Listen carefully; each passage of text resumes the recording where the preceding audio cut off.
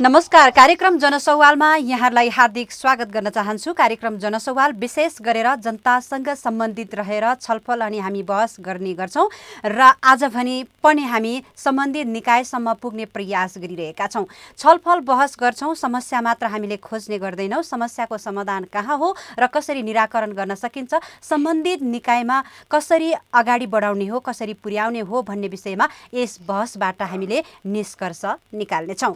हामी कोभिड-19 को बन्दाबन्दीमा बसिरहेका छौँ। विश्व नै कोभिड-19ले सन्तासको अवस्था बढाइरहेकोमा दिन प्रतिदिन यो सङ्क्रमित हुने सङ्ख्या पनि बढिरहेको अवस्था छ र कोभिड-19ले कोरोना भाइरसले के कस्तो किसिमको असर पारिरहेको छ, हामी समुदायमा पुग्ने प्रयास गरिरहेका छौँ। समुदायमा पुगेर त्यस समुदायलाई कस्तो किसिमको असर भइरहेको छ, अब त्यस समुदायलाई बचाउनको लागि त्यही समुदायले चाहिँ कस्ता कस्ता किसिमका कदमहरू चाल्नको लागि आवश्यकता पर्छ भन्ने विषयमा छलफल गर्नेछौँ। आज हामी यस्तो समुदायमा पुग्दैछौँ जसलाई जुन नेपालमा जनगणनामा पनि निकै थोरै जनसङ्ख्याको रूपमा हेर्ने गरेको छ र सीमान्तकृत आदिवासी जनजातिभित्रको पनि सीमान्तकृत वर्गमा पनि छुट्याएको छ। योल्मो समुदायमा पुगेर के कस्तो अवस्था छ, योल्मो समुदायमा कोभिड-19ले कोरोना भाइरसले कस्तो किसिमको असर परिरहेको छ भन्ने विषयमा छलफल गर्नको लागि हामी सामाजिक सञ्जाल मार्फत जोडिसकेका छौँ। आजको मेरो अतिथिहरू हुनुहुन्छ, कार्यक्रममा स्वागत गर्न चाहन्छु। सल्लाहकार योल्मो फाउन्डेसन, योल्मो सांस्कृतिक विज्ञ तथा कलाकार हुनुहुन्छ दावा लामा योल्मो, कार्यक्रममा स्वागत गर्न चाहन्छु। र यसै गरी सञ्चालक परिषद सदस्य आदिवासी जनजाति उत्थान राष्ट्रिय प्रतिष्ठानको किन्जो ओमु योल्मोजी हुनुहुन्छ, उहाँलाई पनि कार्यक्रममा स्वागत गर्न चाहन्छु। यसै गरी अध्यक्ष हिमगिरी पर्या मैत्री कृषि सहकारी संस्था प्राली हिकोपको हुनुहुन्छ दोर्जे छिरिङ योल्मो, उहाँलाई पनि कार्यक्रममा स्वागत गर्न चाहन्छु। यसै गरी सञ्चारकर्मी योल्मो सञ्चार समूहबाट हुनुहुन्छ लाक्पा लामा योल्मो, उहाँलाई पनि कार्यक्रममा स्वागत गर्न चाहन्छु। यसै गरी सांस्कृतिक अभियन्ता हुनुहुन्छ टासी दोङबा योल्मोज्यू, सबैजनालाई एकमुष्टमा कार्यक्रममा स्वागत गर्न चाहन्छु। कार्यक्रमको सुरुमा नै म यो जिज्ञासा राख्न चाहे हाम्रो दावाज्यूलाई। दावाज्यू, तपाईँले जानकारी गराइदिनुहोस्, योल्मो समुदायको परिचयबाटै म सुरुवात गर्न चाहन्छु। नेपालको आदिवासी योल्मो समुदायलाई गैर योल्मोहरूले चाहिँ कसरी चिन्न सकिन्छ र आफ्नो पहिचान दिनको लागि विशिष्ट पहिचान चाहिँ के छ, कसरी हामीले चिन्न सकिन्छ होला? नमस्ते टसितेले। यो यस्तो छ, हाम्रो योल्मो जनजाति अघि तपाईँले भने जस्तै अब यो अलि थोरै जनसङ्ख्या भएको चाहिँ अल्पमत सङ्ख्या भएको चाहिँ हो। तैपनि हामीले निकै कोसिस गरिरहेको छ। हामी यो सञ्चार माध्यमबाट पनि धेरैजनाले अहिले चाहिँ थाहा पाइसक्यो कि योल्मो जातीय भने एउटा रहेछ है भन्ने चाहिँ नि प्रचारमा निकै आएको छ, यो बहुदल प्रजातन्त्र आएकोदेखि।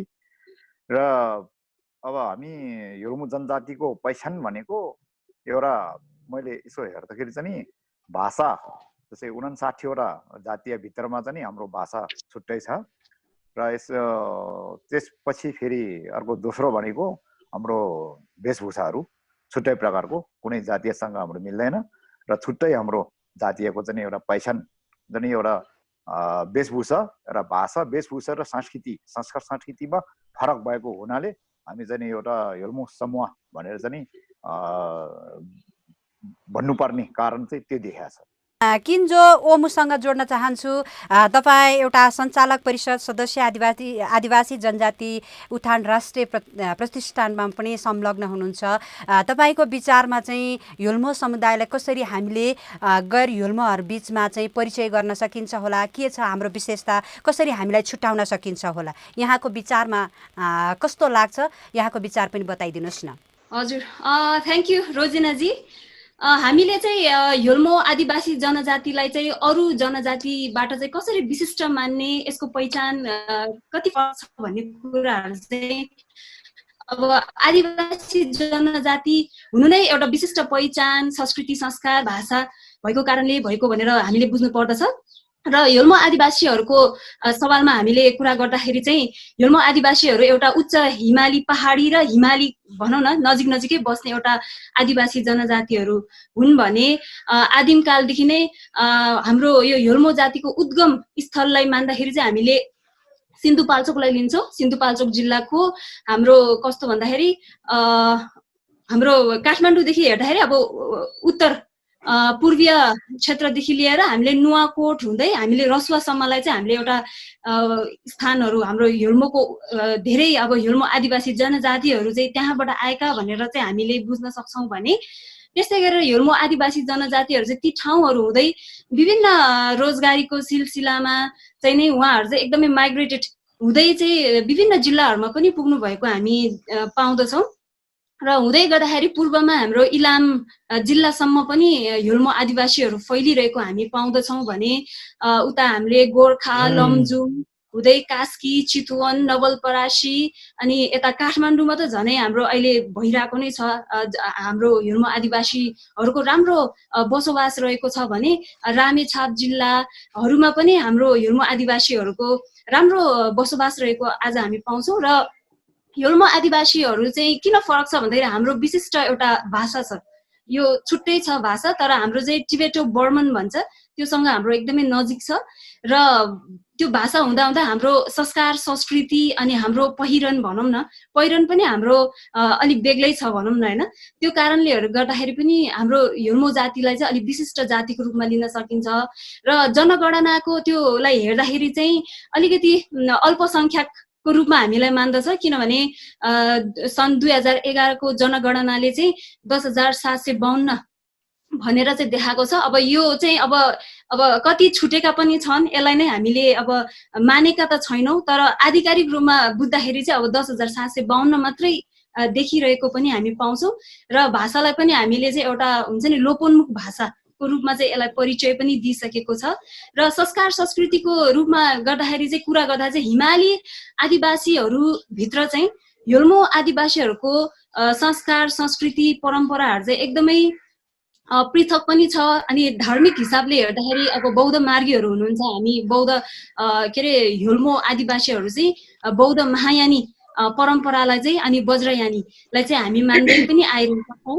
र त्यही धर्म र संस्कार संस्कृतिसँग जोडिएका चाहिँ हामीसँग धेरै नै विशिष्ट अब चाडपर्वदेखि लिएर संस्कार संस्कृतिहरू चाहिँ रहेको हुनाले चाहिँ अनि यो रहन सहन भएपछि अर्को कुरा हाम्रो वास्तुकला घर यो जति पनि छ नि सम्पदाहरू तिनीहरूको कुरा गर्दाखेरि पनि एकदमै योल्मो आदिवासीहरू चाहिँ संस्कार संस्कृति सम्पदा भाषा इत्यादि कुराहरूमा चाहिँ निकै नै पृथक छ भन्ने चाहिँ मलाई लाग्छ। दोर्जे छिरिङज्यू, तपाईँले पनि जानकारी गराइदिनुहोस्, तपाईँको विचारमा चाहिँ के लाग्छ? तपाईँ एउटा योल्मो समुदायमा जन्मिनु भएको छ, एउटा योल्मो समुदायमा तपाईँले उठबस गरिरहनु भएको छ होइन, तपाईँको पहिचान नै योल्मोसँग जोडिएको छ, विशिष्ट पहिचान तपाईँले कसरी छुट्याउनुहुन्छ? धन्यवाद प्रश्नको लागि। हामी योल्मो हुनुमा आफै एउटा गौरवान्वित हुन्छौँ र गौरव ठान्छौँ यो किसिमले कि अब हामी हिमाली क्षेत्रमा बसोबास गर्छौँ र भाषा वेशभूषा र यसको आफ्नो रहनसहनको अलावा पनि हाम्रो खानपानमा पनि हाम्रो विशेष खालको छ, जसमा कि म आफै पनि अहिले अर्ग्यानिक एग्रिकल्चरमा काम गरिरहेको छु। अनि हामीले चाहिँ अब जुन योल्मोहरूको जुन खानपान अनि लवाई अनि त्यसपछि तपाईँको त्यो घरको सजावट जुन किसिमले चाहिँ यो जुन हेलम्बु ट्रेकिङ भनेर जुन ट्रेकिङ रुट चाहिँ जुन अघि हाम्रो किन्जो बहिनीले भन्नुभयो नुवाकोट र सिन्धुपाल्चोकको जुन त्यो बोर्डर क्षेत्रमा चाहिँ तपाईँको हेलम्बु क्षेत्रमा चाहिँ ट्रेकिङ हेलम्बु ट्रेक भनेर जुन समावेश गरेर चाहिँ एउटा सर्ट एन्ड स्विट नेपालको भिजिट गर्न आउँदाखेरि ट्रेकिङ रुटमा पर्दछ हेलम्बु ट्रेक। त्यसमा चाहिँ तपाईँको विदेशीहरूले हाम्रो जुन समुदायहरूलाई त्यो क्षेत्रमा रहेको उनीहरूको चाहिँ मुख्य गरिकन चाहिँ हस्पिटालिटीलाई एकदम मान्छ र घरभित्रको जुन सजावट जुन अरू समुदायहरूभन्दा भिन्न खालको छ र जुन त्यसको हाइजिन मेन्टेन गर्ने तरिकाहरू छ तिनीहरूमा पनि अलि भिन्न खालको छ। र जुन अर्ग्यानिक मैले अब अहिले अर्ग्यानिक काम गरेर जाँदाखेरि मैले यसो हेर्दाखेरि जुन किसिमले जुन हाम्रो घरको रहनसहन र सरसफाइ गरिरहेको छ त्यो एकदम व्यवहारिक र त्यसमा चाहिँ नेचुरल हिसाबले चाहिँ प्राकृतिक रूपमा नै भनौँ न बाउबाजेले सिकाएको त्यसैबाट नै सरसफाइदेखि लिएर खानपानको त्यो स्टोरिङ गर्नेहरू जुन किसिमको पद्धतिहरू छ तिनीहरूलाई हेर्दाखेरि चाहिँ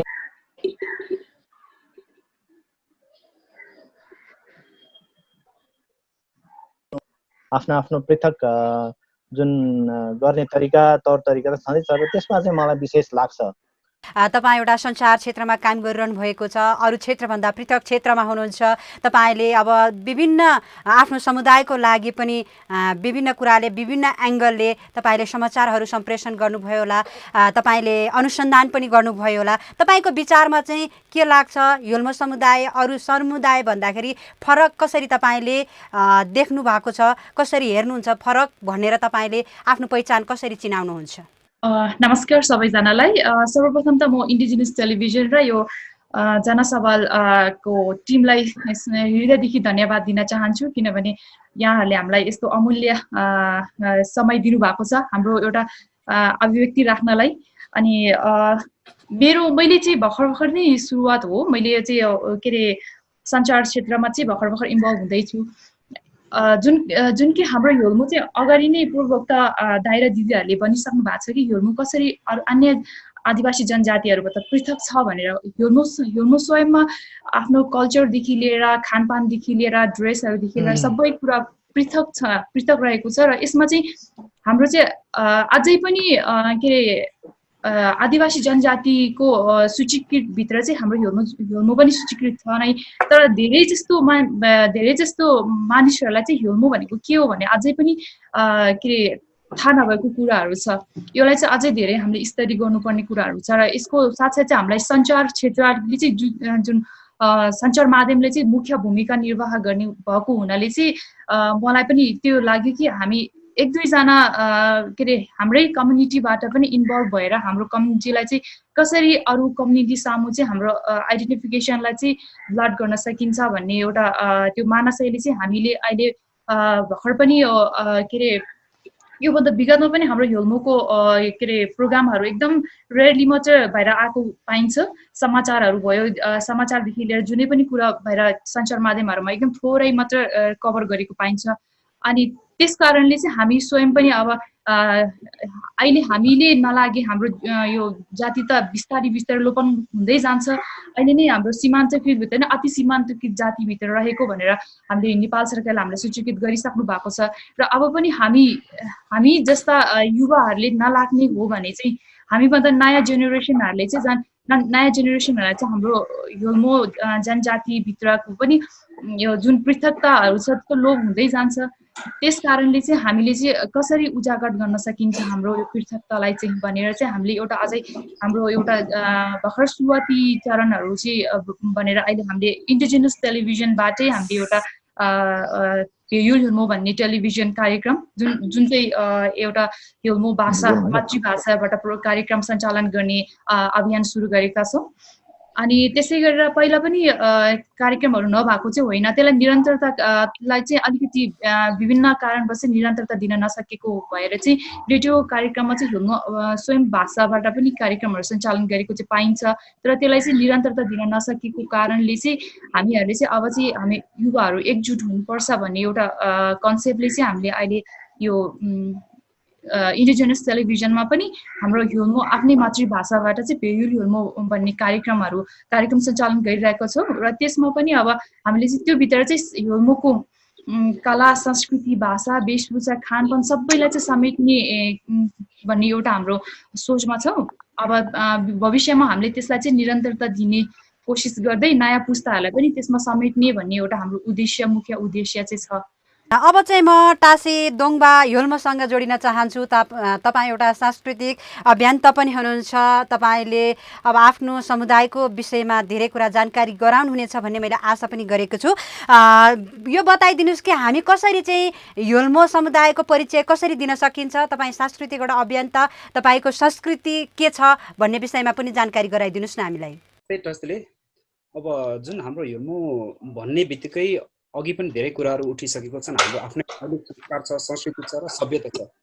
अनि त्यसै गरी हाम्रो प्रथाजनित कानुनहरू छ, हाम्रो परम्परागत नीति नियमहरू छन्। त्यसै गरिकन हाम्रो आफ्नै सिप छ, आफ्नो जीवन शैली छुट्टै पृथक जीवन पद्धति छ। त्यसै गरिकन हाम्रो भनौँ न एउटा अन्न भण्डारणको एउटा छुट्टै खालको कलाहरू। त्यसै गरिकन हाम्रो ह्युल्मो भन्ने बित्तिकै ऐतिहासिक कालदेखि हाम्रो मानिँदै आएको आफ्नो सामाजिक मान्यता, सामाजिक नीति नियमहरू आफ्नो हिसाबले चाहिँ निरन्तर रूपमा चल्दै आएको एउटा जाति हो। र यो भनिरहँदाखेरि चाहिँ हामीले यसको चाहिँ हाम्रो ह्युल्मो आफ्नै एउटा हिमाली आदिवासी जनजाति छुट्टै भाषा, संस्कार, संस्कृति आदि इत्यादि रहेको छ। र यो भनिरहँदाखेरि अब हाम्रो आफ्नो पहिचानको बारेमा त अघि पनि भनिसक्नु भएको छ। तर हामीले जुन हाम्रो आफ्नै त्यो आदिवासी जनजातिको पहिचानलाई चाहिँ सरकारले कसरी हेरेको छ त भन्ने कुरा चाहिँ एकदमै महत्त्वपूर्ण पाटोमा म प्रस्तुत गर्न चाहन्छु।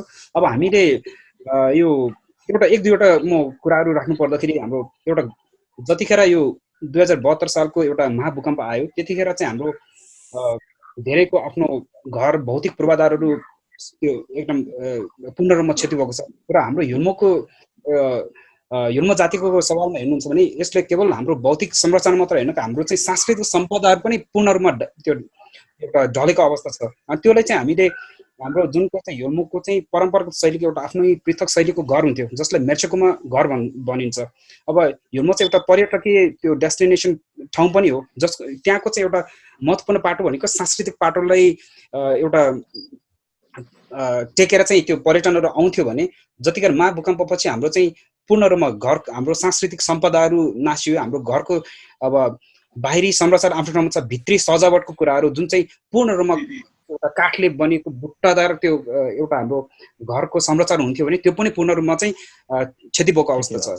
र फेरि हामीले त्यो जुन घर बनाउँदाखेरि सरकारले जब नीति ल्याउँछ त्यतिखेर हाम्रो 17वटा घरको चाहिँ संरचना ल्याए, त्यसमा हाम्रो ह्युल्मोको अनुकूल टाइपको घरको संरचनै ल्याएन। अनि पछि हामीले त्यसलाई फेरि पुनर्निर्माणको क्रममा चाहिँ हाम्रो ह्युल्मोको परम्परागत शैलीको घर जसलाई मेर्चेकोमा भनिन्छ त्यसको चाहिँ आफ्नै पृथक शैलीको माथिको अतिथि सत्कारदेखि लिएर हाम्रो बुट्टे कलात्मक बुट्टाले सजिएको आफ्नो दराजदेखि लिएर मुनिको रूपमा हेर्नुहुन्छ भने जुन हाम्रो अन्न भण्डारलाई कसरी चाहिँ त्यो भण्डारण गर्ने भन्ने टाइपको जुन हाम्रो घरको संरचना हुन्थ्यो त्यसलाई हौसला दिने टाइपको प्रोत्साहन दिने किसिमको कुनै पनि हाम्रो त्यो नल्याइसकेपछि हामी आफैले नै त्यो घरको संरचनालाई रिस्टोर गर्नुपर्छ भनेर हामीले अभियान सञ्चालन गऱ्यौँ। र त्यसलाई अब सरकारले अब त्यति हामीलाई सहयोग गरेन। अब एउटा उदाहरण दिनु पर्दाखेरि चाहिँ हाम्रो चाहिँ कस्तो छ भने यो जहाँ पनि हुन्छ यो नेपालभरिको आदिवासी जनजातिहरूको एउटा पीडा भनौँ न, जति पनि हाम्रो वन जङ्गल त्यो जल जङ्गल जमिनहरू छ त्यो चाहिँ हाम्रो आदिवासीहरूले संरक्षण गर्ने अनि पछि चाहिँ राष्ट्रिय निकुञ्जको नाममा चाहिँ त्यहाँ चाहिँ उनीहरूले अतिक्रमण गर्ने। अब ह्युल्मोको सवालमा पनि त्यस्तै भएको छ। हाम्रो घरहरू चाहिँ काठमा चाहिँ एकदम कलात्मक भुट्टाले भरिएको हुन्छ भने अब जतिखेर घर बनाउनु पर्दाखेरि न त्यो ढुङ्गा निकाल्दा दिन्छ न त त्यो एउटा आफ्नो त्यो काठहरू चाहिँ उपभोग गर्न दिन्छ। त्यसपछि त हाम्रो त्योसँग त हाम्रो संस्कृतिहरू पूर्ण रूपमा नासिएको अवस्था छ। अब हाम्रो चाहिँ त्यो आदिवासीकै ठाउँमा चाहिँ हुने जडीबुडीहरू भयो, त्यसै गरिकन हामीले अहिले भनौँ न यो ह्युल्मोको सदियौँदेखि हाम्रो उपभोग गर्दा र संरक्षण भूमि वन जङ्गल र जलाधार लगायत जैविक विविधता र खनिज सम्पदाहरूको संरक्षण सुव्यवस्थापन र उपभोगको अधिकारलाई चाहिँ कुण्ठित पारेको अवस्था छ। अब त्यो म त्यति मात्र होइन, अहिले त्यो जेनरल रूपमा हामीले हेर्नु पर्दाखेरि पनि महाभूकम्पपछि अब उहाँले प्रस्तुत गर्नुहुन्छ त्यो सामुदायिक भवनहरू यतिवटा बन्यो हुन्छ नि, त्यो अब इन्डिभिजुअल घर यो त्यो एउटा घर भनौँ न, घर त्यो व्यक्तिगत घरहरू यतिवटा बन्यो, त्यसै गरिकन स्वास्थ्य चौकीहरू यतिवटा बन्यो भनेर चाहिँ उहाँले हामीले प्रस्तुत गर्नुहुन्छ। तर जुन अब हामी चाहिँ ह्युल्मो जाति चाहिँ जुन गुम्बाले भरिएको सहर भनेर जुन चिनिने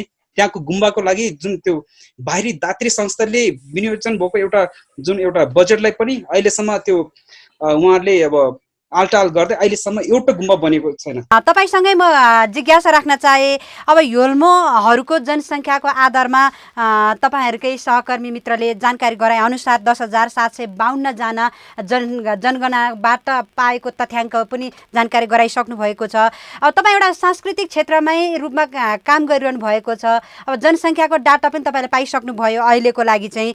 भनेपछि कसैले ह्युल्मो समुदायलाई यस्तो पनि भन्ने गरिन्छ कि अब त शेर्पाहरूको को नजिक भन्छन्, कसैले तामाङ समुदायको सहजातीय पनि भन्ने गरिन्छन्, कसैले गुरुङ पनि भन्ने गरिन्छन्। तपाईँको धेरै गुनासो पनि आयो, यो राज्यले चाहिँ हामीलाई विभेद गरेको छ, हाम्रो विशिष्ट पहिचान नै ध्वस्त भएको अवस्थामा राज्यले अझ फरक पहिचान दिएको छ। हो चाहिँ के हो के तपाईँहरूको जाति चाहिँ के हो त? अब योल्मो हो, अब तामाङहरूको सहजातीय हो कि अब शेर्पा समुदायको नजिक हो कि गुरुङ समुदाय हो कि के हो त तपाईँहरू चाहिँ खासमा?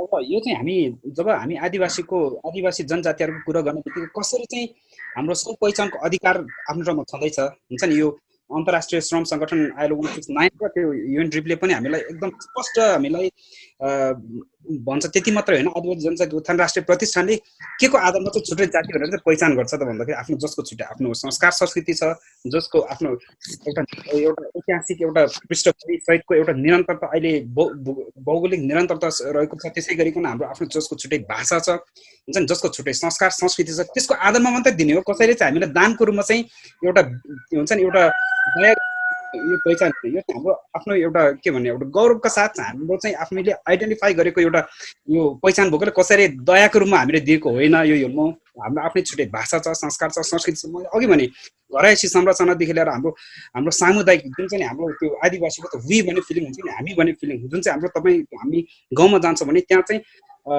पहिलेदेखि नै त्यो समुदायको व्यवस्थापन, प्राकृतिक स्रोतको व्यवस्थापनदेखि लिएर धेरै कुराहरू हामी जसको चाहिँ योल्मोको कुराहरूलाई अब ठाउँमा गएर हेरेका छैनन्। अनि त्यो अर्को ठाउँमा गएर चाहिँ हाम्रो भन्नुभन्दा अगाडि त्यहाँको के हो त, जुन योल्मोको सभ्यताभित्र के रहेको छ त्यो कुराले बुझ्न जरुरी छ। अब हामी तामाङले एउटा जहाँ पनि हामी जसरी नेपाललाई चिन्डा भारतले उनीहरूको भने जस्तै हामीलाई पनि केही त्यस्तो खालको भएको छ। तर हाम्रो एउटा भाषाको रूपमा हामीले बोलेको भाषा के तामाङले बुझ्न सक्छन्। हामी तामाङ प्रति हामी सम्मान गर्छौँ, शेर्पा दाजुभाइप्रति हामी सम्मान गर्छौँ। तर भनिरहँदाखेरि अरूको सो पहिचानको अधिकारलाई कुण्ठित पार्न त मिलेन नि।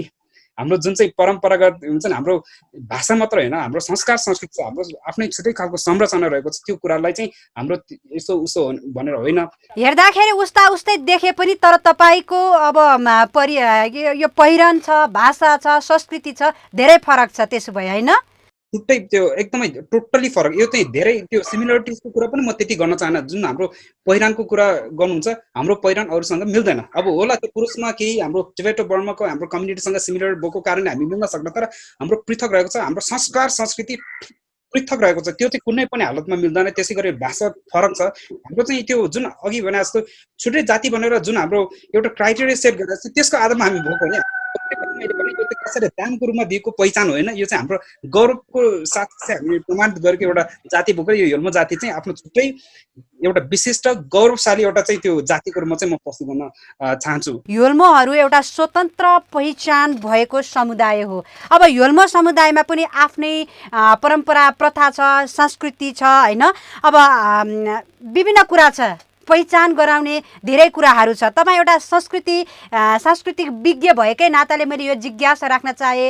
अब तपाईँहरूको परम्परा प्रथा सूचना प्रणाली प्रवाह गर्ने प्रणालीहरू पनि छ, यसको अवस्था चाहिँ कस्तो छ त अहिले?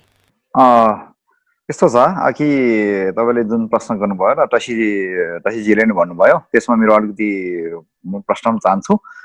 जुन तपाईँले अघि तामाङ समुदायसँग अथवा शेर्पाको पनि मिल्नु खोज्छ भन्ने कुरा जुन छ नि, त्यसमा चाहिँ मेरो विचार चाहिँ के लाग्छ भने, हामी अघि उहाँ कशी सरले भने जस्तै हामी चाहिँ एउटा सानो समुदाय भएको हुनाले र हाम्रो भनौँ भने तपाईँको म गर्वको साथ भन्छु कि हामी संस्कृतिमा चाहिँ हामी धेरै नै धनी भएको योल्मो हो।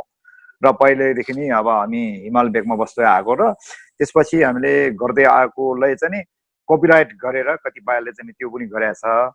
र अर्को कुरा के भने तपाईँको यो अहिले यो अघि उहाँले भने जस्तै हामी त्यो तामाङ दाजुभाइहरूलाई, शेर्पाको दाजुभाइहरूलाई चाहिँ हामी सम्मान गर्छौँ र उहाँहरू पनि जातीयको एउटा चाहिँ पहिचान भएको जातीय हो र हामी पनि त्यस्तै गरेर हामी पनि एउटा जातीय भएको एउटा चाहिँ योल्मो जातीय हो। र त्यसमा हामी पहिलेदेखि नै पुर्खौलीदेखि नै मान्दै आएको जस्तै लोसारको चाडपर्व भयो, अनि हाम्रो यो धार्मिकको यो चाडपर्वहरू भयो, त्यो चाहिँ हामी निरन्तर नै गरिरहेको छ। र त्यसमा हामीले अहिले त्यो यो तपाईँको त्यो 4-5 वर्ष अथवा 10 वर्षको अन्तर्गतमा चाहिँ यो एउटा चाहिँ नि यो जनजातीय के अरे यो तथ्याङ्क उठाउनेमा हाम्रो यो चाहिँ त्यो पक्षबाजी गरेर चाहिँ हामीले चाहिँ निष्पक्ष रूपले चाहिँ हामीले उठाइदिएन, त्यो एउटा गुनासो छ हाम्रो। र हाम्रो लगभग हाराबारी नेपाल राज्य बारमा हाम्रो हेल्मो चाहिँ लगभग 3 लाखको हाराहारीमा भएको हुँदा पनि एकचोटि त हाम्रो पनि 700 चन्दन चाहिँ हामीले तथ्याङ्क उठाएको थियो। त्यसपछि अहिले बढेर चाहिँ नि अब 10,000 चन्दनमा पुर्यायो। र त्यो चाहिँ यो चाहिँ अहिले यो मिल्दो जुल्दो कहाँबाट देखियो भने तपाईँको चाहिँ यो मिडिया अघि लाको बहिनीले भन्नुभयो नि, जस्तै मिडियाको चाहिँ एउटा भूमिका हुन्छ र यसो हाम्रो कमजोरी भनौँ अथवा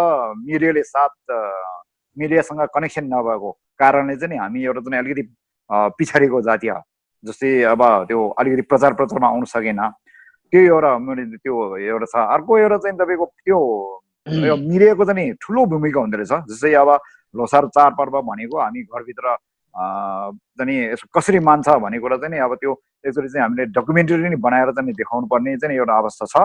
र त्यो डकुमेन्टरी बनाउनेले पनि त्यही त फेरि आर्थिकको चाहिँ एउटा कमजोरी हुन्छ, आर्थिकको चाहिँ एउटा कारण हुन्छ। आर्थिक कमजोरी गरेपछि त्यो हामीले चाहिँ त्यो गर्नु नसकेको पनि हो। र अब जस्तै लोसारको कुरा गर्दाखेरि तपाईँको यो अब मनमा नलाग्नु होला, जस्तै तामाङ दाजुभाइहरूले चाहिँ त्यो मेरो विचारमा म पनि काठमाडौँ बसेको 25-30 वर्ष जति भयो। त्यतिको अन्तर्गतमा मैले यसो विचार गर्दाखेरि अहिले पनि तपाईँको यहाँ बौद्धमा कतिहरू उहाँहरू छ, उहाँहरू कतिले दसैँ मान्नुहुन्छ, तिहार मान्नुहुन्छ होइन। अब उहाँहरूले 4-5 वर्ष जति चाहिँ नि अब लोसार मान्छु भनेर चाहिँ धेरै तयारी गरिसकेको अवस्थामा उहाँहरू चाहिँ अब सिधै रणबारकमा झमर्को हुने र त्यसमा त्यहाँ चाहिँ अब ठुलो बडाहरू अब प्रमुख अतिथि प्रधानमन्त्री नै बोलाउने भएपछि त अब त्यहाँ त मिरे त आउने स्वाभाविकै हो। र त्यसबाद चाहिँ अनि त्यो हामीले चाहिँ कतिपय चाहिँ हाम्रो नामको पछाडि अब हेल्मो नलेखिकन पहिले चाहिँ पहिले पुर्खौलीहरू चाहिँ शेर्पा लेखेको छ र त्यो शेर्पा लेखेको जति चाहिँ त्यो तामाङ पनि जाने भयो। र अर्को चाहिँ अब त्यो लामा लेखेको छ हाम्रो चाहिँ जस्तै मेरो पनि नाम नागरिकतामा दावा लामा छ। अब दावा लामा लेखेपछि चाहिँ उहाँहरूले चाहिँ के भन्नुभयो भने लामा लेखेको जति सबै तामाङ हो भनेर चाहिँ उहाँहरूले भनिदिएपछि अनि त्यहाँबाट चाहिँ हामीले अहिले मलाई चाहिँ त्यो नाम परिचय दिँदाखेरि धवा लामा भने बित्तिकै त तामाङ हो भनेर चाहिँ मलाई प्रश्न गर्छ। र त्यस कारण अब त्यस्तो कमजोरीहरू हाम्रो मने भएको हो। र त्यसपछि अहिले तपाईँले अहिले प्रश्न गर्नु भएकोमा चाहिँ अब त्यही हो, हाम्रो चाहिँ हेल्मो पहिचानको चाहिँ अरू सबै उहाँहरूले अब वेशभूषा उहाँहरूले चाहिँ कपिराइट गर्न सक्छ र रानसान पनि कपिराइट गर्न सक्छ। चाडपर्वमा पनि अब बुद्धिस्ट हो, बुद्धिस्टले सबै मान्ने तरिका त्यही हो। त्यो किसिमले उहाँहरूले चाहिँ अब विभिन्न किसिमको अहिले चाहिँ युट्युब मार्फत भयो तपाईँको अब सामाजिक सञ्जालमा अब हालिरहेको हुन्छ, त्यहाँबाट चाहिँ कपिराइट गर्ने एकदम इजी हुन्छ। र एउटै कुरा के छ भने तपाईँको हाम्रो भाषा जुन भाषा छ 59वटा जातीय दर्ता गरेकोमा हाम्रो एउटा हेर्नु भाषा चाहिँ कसैले पनि त्यो चाहिँ कपिराइट गर्न सक्दैन कि क्लासै लिनु पर्यो। र त्यसबाट चाहिँ हाम्रो एकदम नै बचिरहने भन्ने चाहिँ मेरो आशा छ। हजुर, हामीले एकदमै महत्त्वपूर्ण कुराकानी गरिरहेका छौँ। हेल्मो समुदायमा कोभिड-19ले कस्तो प्रभाव परिरहेको छ र यसलाई कसरी निराकरण गर्न सकिन्छ भन्ने विषयमा अब हामी कुराकानी गर्नेछौँ। कार्यक्रममा पालो भएको छ छोटो व्यापारिक विश्रामपछि हामी पुनः उपस्थित हुनेछौँ। अहिलेको लागि छोटो व्यापारिक विश्राम।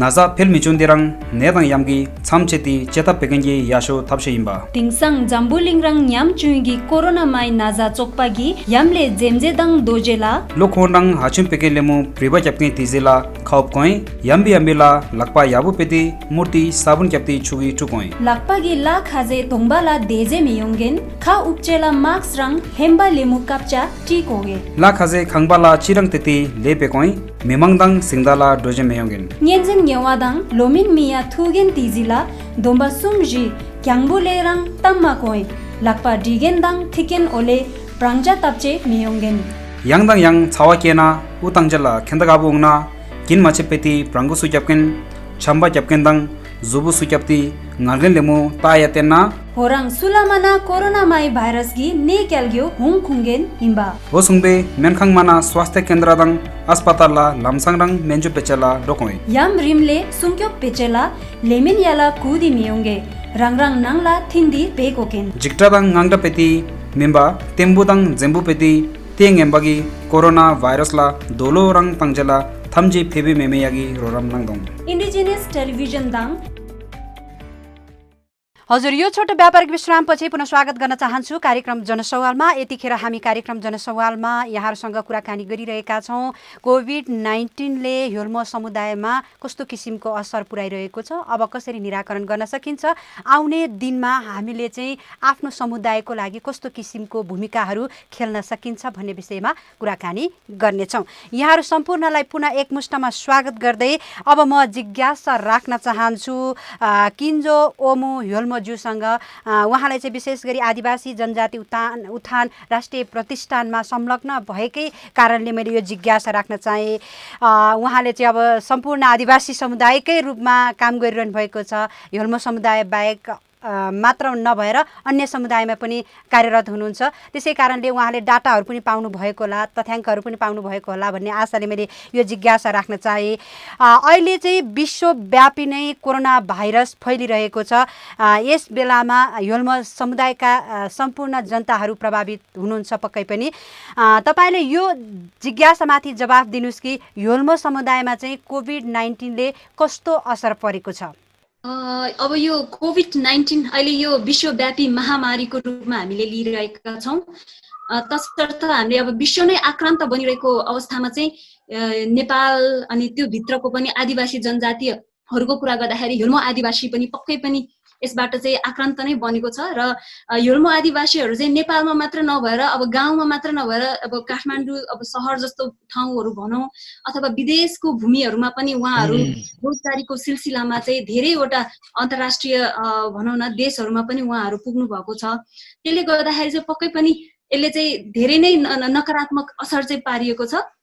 र मेन चाहिँ अब भन्दाखेरि चाहिँ उहाँहरूको अब स्वास्थ्यको कुरा गर्दाखेरि अहिलेसम्म हामीले कोही पनि चाहिँ यो कोभिड-19 को कारणले चाहिँ उहाँहरूले मृत्युवरण प्राप्त गर्यो भन्ने कुरा चाहिँ अहिलेसम्म हामीले जानकारीमा पाएका छैनौँ। तर उहाँहरूलाई अलिकति इन्फेक्ट भएको त्यस्तो कुराहरू चाहिँ हामीले सुन्नमा आयौँ। तर उहाँहरूले त्यसलाई पनि अब आफ्नै हुन्छ नि घरेलु उपचार पद्धति त्यस्तो किसिमबाट चाहिँ उहाँहरूले निको बनाउनु भयो भन्ने खाली समाचारहरू चाहिँ हामीले सुन्नमा पाएका छौँ। तर त्यो कोभिड-19 को कारणले चाहिँ मृत्यु भयो भन्ने चाहिँ अहिलेसम्म हामीले एउटा आधिकारिक जानकारी चाहिँ पाएका छैनौँ। र त्यो एउटा राम्रो खबर पनि हो हामी योल्मो जातिलाई, किनभने हामीले सुन्दाखेरि अरू जातिहरूले भनौँ न नेपालीहरू उहाँहरू चाहिँ बितिरहनु भएको कुराहरू सुन्छौँ, नराम्रो लाग्छ। र योल्मो आदिवासी चाहिँ अब कस्तो भने सङ्ख्या अलिक कम पनि भएर हो अथवा आफ्नो एउटा हुन्छ नि एउटा घरेलु उपचार पद्धतिहरू हुन्छ, हाम्रो यो इन्डिजिनियस जुन प्र्याक्टिसेसहरू छ त्यो कुराहरूले गर्दाखेरि पनि उहाँहरूले त्यो रोगसँग चाहिँ लड्ने प्रतिरक्षा प्रणालीलाई चाहिँ अलिक बलियो बनाएर बस्नु भएको हो कि भन्ने चाहिँ मलाई लाग्छ। र यसले चाहिँ असर चाहिँ जहाँ पनि पारेको छ, किनभने गाउँमा पनि अब अलिकति स्कुलहरूदेखि लिएर पर्यटन क्षेत्रमा पनि काम गरिरहनु भएको छ अहिले हाम्रो योल्मो आदिवासी जनजातिहरू, किनभने एउटा पर्यटकीय स्थलको रूपमा पनि एकदमै प्रख्यात पनि छ योल्मो भनौँ न यो हाम्रा गाउँहरू चाहिँ हेलम्बु क्षेत्र भयो अनि हाम्रा अरू ग्रामीण क्षेत्रहरू एकदमै एउटा धार्मिक पर्यटकीय स्थलहरूको नजरबाट पनि एकदमै महत्त्वपूर्ण भएको कारणले अनि पर्यटन त्यो सँगसँगै हाम्रो पछिल्लो भनौँ न यो हाम्रो अब प्रोफेसनको पेसाको रूपमा चाहिँ गइरहेको ती कुराहरू पनि ठप्प भएको छ। अनि जसले स्कुल चलाइरहनु भएको छ त्यो स्कुलहरू पनि ठप्प भइरहेको अवस्था छ। र जो विदेशमा कमाउन जानुभएको छ होइन उहाँहरूको पनि अब कामहरू नहुँदाखेरि चाहिँ त्यो आम्दानी चाहिँ ठप्प भएको अवस्थाहरू चाहिँ हामीले अहिले चाहिँ देखिरहेका छौँ। तपाईँसँगै जोडिन चाहे पुनः तपाईँले भने नि घरेलु उपचारबाट चाहिँ योल्मो समुदायमा अझ त्यो क्षमता अब त्यो कोरोनासँग लड्न सक्ने क्षमताहरू बढिरहेको छ। त्यसै कारणले आजसम्म चाहिँ योल्मो समुदायले घरेलु बाट नै उपचार विधिहरू अप्नाइरहेको छ। के हुनसक्छ योल्मो समुदायमा चाहिँ? अब तपाईँ जानकार हुन्छ, तपाईँका अन्य व्यक्तिहरू जानकार हुन्छ, सबै योल्मो समुदाय जानकार नहुन सक्ला। यो हेरिसकेपछि यो कार्यक्रम सुनिसकेपछि होइन ओहो हाम्रो योल्मो समुदायमा चाहिँ उपचार विधि घरेलु उपचार गर्ने यो विधि रहेछ, हामी पनि अपनाउन सक्छौँ। र योल्मो समुदाय सँगसँगै अन्य छिमेकीहरू अन्य जातिहरू बसोबास गरिरहनु भएको होला, उहाँहरूले पनि प्रयोग गर्न सकिन्छ। के छ त्यस्तो खालको विधि उपचार गर्ने विधिहरू? अब त्यो घरेलु उपचारको प्रक्रियाहरू चाहिँ के छ? हजुर, अब यो घरेलु उपचारको पद्धतिहरू भन्दाखेरि चाहिँ अब जुन गाउँमा गर्नुहुन्छ त्यो सायद सहरमा नहोला अथवा विदेशमा नहोला, तर कुनै कुनै कुराहरू हुन्छ नि हामीले इजिली एभाइलेबल हुने कुराहरू भनौँ न, जडीबुटीहरू जुन पाउँछौँ नि, त्यहाँबाट पनि हाम्रो गाउँघरमा चाहिँ हाम्रा हिल्मो आदिवासीहरूले चाहिँ उपचारहरू गरिरहनु भएको। तर त्यो भन्नाले चाहिँ कोभिडकै उपचार चाहिँ भन्न मिल्दैन। तर जब त्यो कोभिडसँग लड्नको लागि प्रतिरक्षा प्रणालीलाई बलियो बनाउनको लागि चाहिँ उहाँहरूले त्यो जडीबुटीहरूलाई चाहिँ प्रयोग गरिरहनु भएको छ भन्ने चाहिँ म बुझ्दछु। र अर्को कुरा चाहिँ कस्तो भन्दाखेरि हिल्मोहरूको रहन सहन पनि अलि भनौँ न अलिक पृथकै छ। खानपिनको कुरा पनि हुनसक्छ होला नि, खानेकुरा पनि हुनसक्छ। अनि रहन सहन पनि कस्तो छ भने हिल्मोहरूलाई एकदमै सफा भएर बस्नुपर्छ। उनीहरू चाहिँ भाँडाहरू टल्काउने, भुइँहरू सधैँ पुस्ने होइन, त्यो सरसफाइ एउटा कोभिडसँग रिलेटेड पनि छ। त्यो कुराहरू चाहिँ हिल्मोहरूले एकदमै त्यो हाम्रो यो चाहिँ कल्चर हो है, हामीले पहिलादेखि संस्कार संस्कृतिमा चाहिँ सरसफाइमा ध्यान दिनुपर्छ भन्ने कुरा भएर पनि एउटा सरसफाइ त्यहाँबाट गरिरहनु भएको छ। अनि अर्को कुरा चाहिँ खानपानको कुरा गर्दाखेरि अब खानपानहरू एकदमै धेरै मसलेदारहरू खाँदैन हाम्रो हिल्मोहरूले, एकदमै सिम्पल हुन्छ। तर एकदमै भनौँ न अब गाउँको अब चौरीको घिउहरू, जुन चौरी गाईहरूले चाहिँ त्यहाँको जडीबुटीहरू खाएका हुन्छन्, त्यहाँबाट आएको घिउ दुधहरू खाँदाखेरि पनि उहाँहरूले चाहिँ एउटा प्रतिरक्षा प्रणालीको लागि चाहिँ, किनभने हामीले घिउ धेरै प्रयोग गर्छौँ, किनभने चिया खाँदा पनि हामी नुन र घिउ हालेको चिया नै पिउँछौँ। अनि त्यो कारणले गर्दाखेरि अनि खानाहरू पनि त्यतिकै अब प्राङ्गिक खानाहरू भनौँ न, अर्ग्यानिक खानाहरू हामीले प्रयोग गरिरहेका हुन्छौँ, त्यसले गर्दाखेरि पनि हुन्छ भने। अर्को कुरा चाहिँ अब जडीबुटीहरू हुँदो रहेछ हाम्रो, किनभने आदिवासीहरूसँग चाहिँ जमिन जङ्गल अनि जलहरू चाहिँ एकदमै हाम्रो चाहिँ प्राकृतिक स्रोतसँग चाहिँ एकदमै नजिकको सम्बन्ध रहेको हुनाले अब जङ्गल त अब नजिक हुने नै भयो। त्यहाँभित्रको भनौँ न उच्च अब हिमाली भेगतिर चाहिँ हाम्रो राम्रो राम्रो जडीबुटीहरू पनि पाउँदो रहेछ। अब भलुमेन्दो भन्ने कुराहरू होइन, त्योहरूबाट चाहिँ उहाँहरूले टिपेर चियाहरू बनाएर खाने त्यस्तोहरू पनि छ। अनि यो नेपालीमा चाहिँ ठुलो ओखती भन्दो रहेछ, तर हाम्रो भाषामा चाहिँ मलाई भन्न आएन। त्यो ठुलो ओखती भन्ने बोट पनि उहाँहरूले रोपेर चाहिँ त्यसको पातबाट चाहिँ आफैले घरमा चिया बनाएर चाहिँ उहाँहरूले पिउनुहुन्छ। त्यसले गर्दाखेरि पनि उहाँहरूलाई पेट दुख्ने, रुगा लाग्ने त्यस्तो कुराहरू चाहिँ उहाँहरूले ज्वरोहरूबाट चाहिँ उहाँहरूले एकदमै सजिलोसित भनौँ न उहाँहरूले घरैमा बसेर त्यस्तो खाली पद्धतिहरू अप्नाएर चाहिँ उहाँहरूले निको पार्नु हुँदो रहेछ। हाम्रो प्रधानमन्त्रीज्यूले पनि भनिरहनु भएको छ हिमाली भेगमा चिसो हावा, हिमाली भेगको जडीबुटीकै कारणले अब हामी चाहिँ कोरोनाबाट जित्न सक्छौँ, कोरोनासँग डराउनु पर्दैन भन्ने कुरा पनि यसैको आधारमा भन्नुभएको होला। धन्यवाद दिन चाहन्छु। अब म दोर्जे छिरिङ हिल्मोज्यूसँग जोड्न चाहन्छु। अब यो हाम्रो समुदायमा धेरै सङ्घ संस्थाहरू छन् होइन, हिल्मो समुदायमा पनि पक्कै पनि छन्। यो यस बखतमा यस्तो विषम परिस्थितिमा चाहिँ सङ्घ संस्थाहरूको निकै महत्त्वपूर्ण भूमिका खेल्नुपर्ने हुन्छ। यस बखतमा चाहिँ अब आफ्नो आफ्नो समुदायको लागि आफ्नो आफ्नो समुदायमा चाहिँ यस्तो विषम परिस्थितिमा जुझ्नको लागि विभिन्न पहलहरू भइरहेको छ, व्यक्तिगत रूपले होस् अथवा सामूहिक रूपले होस् होइन, विभिन्न प्रक्रियाहरू अगाडि बढिरहेको छ। तपाईँको विचारमा चाहिँ के लाग्छ, हिल्मो समुदायमा सङ्घ संस्थाहरूले गरेको जुन कोभिडबाट बच्नको लागि गरेका कदमहरू चाहिँ समीक्षात्मक रूपले हेर्दाखेरि ठिक लागेको छ अथवा व्यापक रूपमा गर्नुपर्छ जस्तो लागेको छ? के लाग्छ तपाईँको विचारमा चाहिँ? एकदम अभियसली अब यो महामारीको बेलामा हामीले एकदम सजगता अपनाउनुपर्छ भनेर हाम्रो स्वास्थ्य मन्त्रालयबाट र टेलिफोनहरूबाट पनि तपाईँको चाहिँ यो कोभिड-19बाट चाहिँ कसरी बस्ने भन्ने तरिकाहरू सिकाइरहेको छ र भनिरहेको छ भने हाम्रो सङ्घ संस्थाहरूले पनि अपिलबाट जुन हाम्रो हिल्मो समाजसेवा सङ्घ भन्ने छ, हिल्मो समाजसेवा केन्द्र भन्ने छ र हिल्मो फाउन्डेसन भन्ने छ, यसबाट चाहिँ आफ्नो समुदायहरूलाई के कसरी हुन्छ जुन चाहिँ अहिलेको यो कोभिड-19बाट चाहिँ बस्नको लागि भन्दा पनि आफ्नो जुन समुदायमा त्यस्तो खालको चाहिँ भयावह अवस्था नहोस् भनेर एउटा सामूहिक जमघटमा पनि अब यता काठमाडौँतिर चाहिँ त्यो मेसेजहरू गइरहेको छ। तर गाउँघरतिर चाहिँ एक किसिमको भन्यो भने आफ्नो आफ्नो समुदाय हुन्छ र गाउँतिर चाहिँ त्यति जुन डरको अवस्था छैन भन्नु पर्यो। किनभने जुन अघि हाम्रो आदरणीय दावा सरले भन्नुभयो, दावा हिल्मोज्यूले, कि हाम्रो गाउँमा चाहिँ हाम्रो आफ्नो कल्चर अनुसारको चाहिँ पूजा पाठहरू जुन नारा चिजु अनि त्यसपछि अब लोसार त मनाउने नै भइहाल्यो।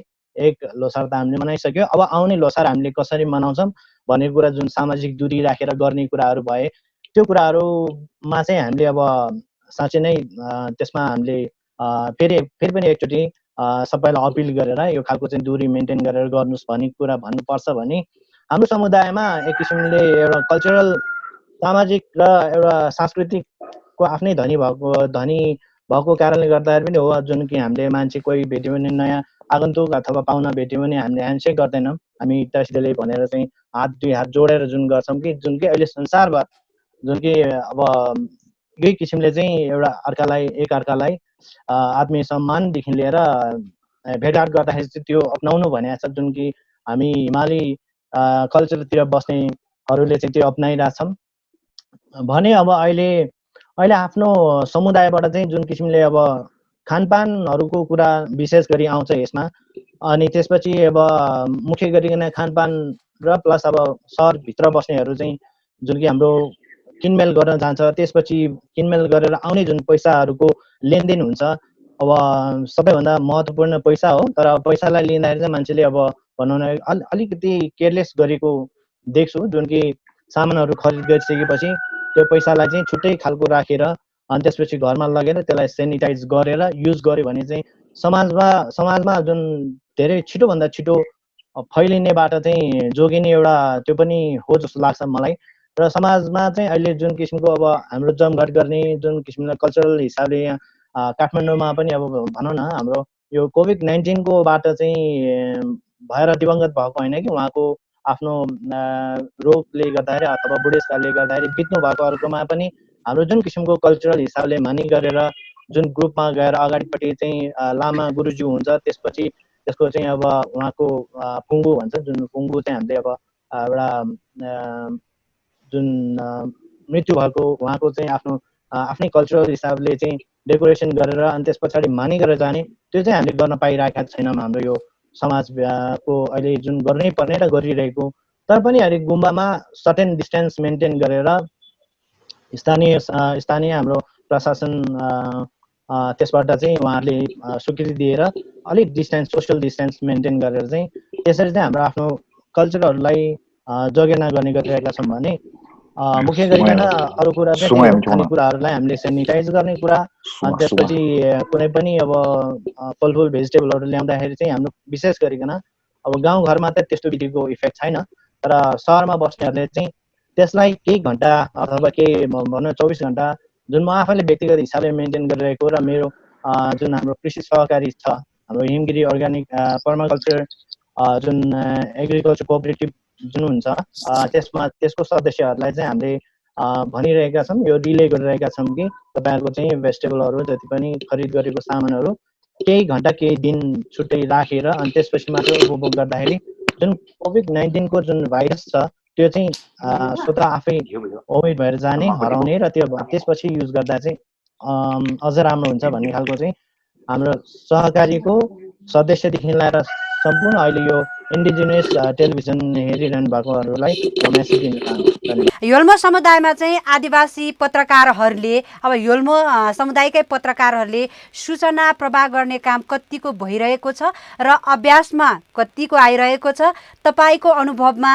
अब तपाईँ एउटा सञ्चारकर्मी पत्रकार हुनुहुन्छ, तपाईँले चाहिँ महसुस गर्नुभएको होला अभ्यासमा चाहिँ कतिको आइरहेको छ, तपाईँले कतिको अनुभव गरिरहनु भएको छ कि आफ्नो भाषाबाट होस् अथवा योल्मो समुदायको लागि राज्यबाट होस् सूचना प्रवाह गर्ने समुदायको हितको लागि चाहिँ कस्तो किसिमको पहलहरू भइरहेको छ, आजसम्म कस्तो कार्य भइरहेको छ? पहिले यो के अरे हाम्रो योल्मो समुदायमा चाहिँ अब कोभिड-19 को कारणले गर्दाखेरि चाहिँ कसरी योल्मो समुदायलाई अवेर गराउने, कोभिड-19 को विरुद्ध चाहिँ कसरी अवेर गराउने भन्ने यसमा चाहिँ हाम्रो खासैमा अब योल्मो स्वयं योल्मो जनजाति आदिवासी जनजाति भित्रको स्वयं व्यक्तिहरू चाहिँ अहिले खासै त्यति धेरै यो के अरे सञ्चार माध्यममा इन्भल्भ भएको देखिँदैन र हामीभन्दा अगाडिको जेनेरेसन चाहिँ एकदम छँदै छैन भने पनि एउटा त्यस्तो छँदै छैन भने पनि हुन्छ यो के अरे सञ्चार माध्यममा चाहिँ इन्भल्भ। र हाम्रो जेनेरेसनमा आएर चाहिँ एक दुईजनाले चाहिँ यो के अरे अहिले आएर चाहिँ सञ्चार माध्यमसँग लिङ्क गरेर सञ्चार यो आम सञ्चारसँग सम्बन्धित समन्वय गरेर अनि त्यसमा यो पत्रकारितामा आफै स्वयं इन्भल्भ भएर चाहिँ हल्का फुल्का जस्ट पहिलेको कम्पेयरमा अलिकति गरेको देखिन्छ। र अब राज्यको कुरा गर्दाखेरि हाम्रो हिर्मू समुदायको त त्यो अहिले राज्य आफै पनि एकदम पीडितमा हुनुहुन्छ भनौँ न यो के कोभिड-19ले गर्दाखेरि। अनि त्यो हाम्रो हिर्मू समुदायको त जुन हामीलाई हिर्मू समुदायको बारेमा न्युज त्यो कलेक्ट गरेर त्यो गर्ने त कुरै भएन र विश्व नै आतंकित भएको अवस्थामा हाम्रो हिर्मू आदिवासी जनजाति पनि आतंकित नहुने भन्ने त कुरै छैन। तर धेरै कुरा मानसिक रूपमा आर्थिक रूपमा र मानसिक रूपमा दुईटै रूपमा हाम्रो हिर्मू समुदाय पनि पीडित भएको देखिन्छ नै। त्यति हुँदा पनि हिर्मू समुदायको व्यक्तिहरूले चाहिँ एउटा बुद्धिस्ट भएको कारणले पनि हुनसक्छ र एउटा हेल्पलेसको त्यो हेल्पफुलको एउटा भावना भएकोले पनि हुनसक्छ। उहाँहरू चाहिँ आफ्नो व्यक्तिगत क्षेत्रबाट होस् या अथवा आफ्नो सङ्घ संस्थाको क्षेत्रबाट होस्, उहाँहरूले चाहिँ आफू स्वयंलाई कोभिड-19कोबाट अलिकति प्रिकोसन अपनाएर र जुन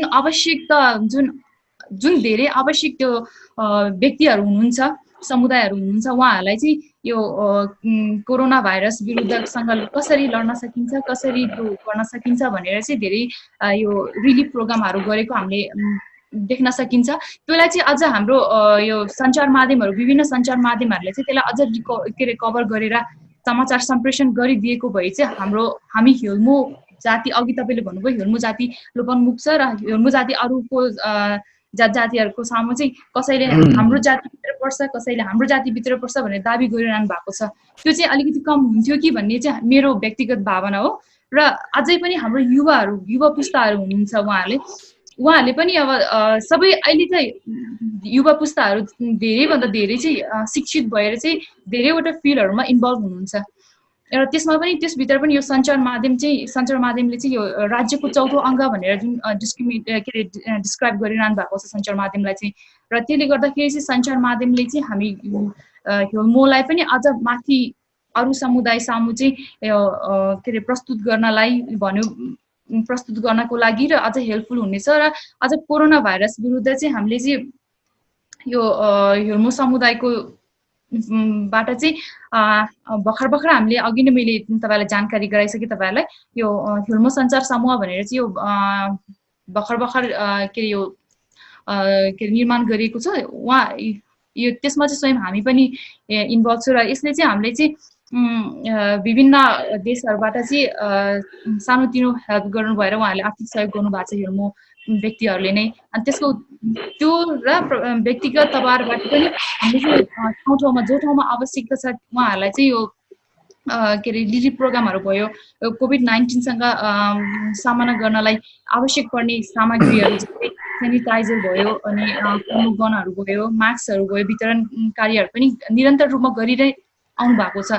जोस् तपाईहरुको अब सञ्चार मिडियाबाट थोरै संख्यामा तपाईहरुको जनगणना अनुसार जनसङ्ख्या पनि निकै थोरै छ र त्यसमध्येमा थोरै पत्रकारहरूले पनि आफ्नो क्षेत्रबाट चाहिँ निकै पहल गरिसक्नु भएको छ। धन्यवाद तपाईको महत्त्वपूर्ण भनाइको लागि। अब म टासी दोङबा हिर्मूसँग जोडिन चाहे। अब हामीले चाहिँ इतिहासलाई फर्केर हेर्दाखेरि